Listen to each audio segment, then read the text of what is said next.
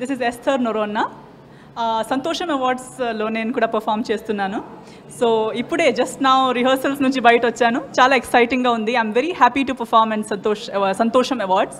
చాలా విన్నాను ఈ అవార్డ్స్ గురించి. So this is the 12th anniversary of Santosham awards and I have been invited to perform.